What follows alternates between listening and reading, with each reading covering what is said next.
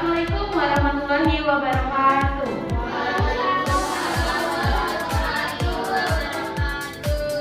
Selamat pagi adik-adik. Masih pada semangat ya? Perkenalkan, nama kakak Cinta Pamalia dan di sini ada teman kakak Aurel. Selamat dulu dong. Lalu di sini ada teman kakak lagi namanya Aliza. Oke, kami dari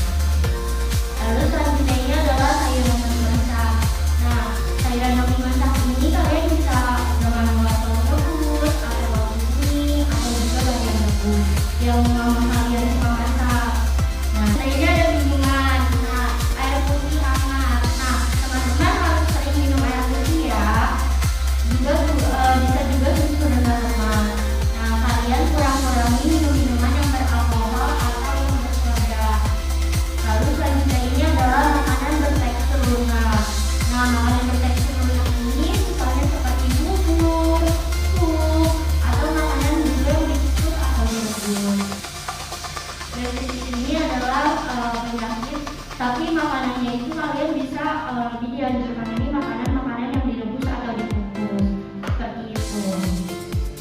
Baik, selanjutnya akan dilanjutkan oleh teman saya Sinta.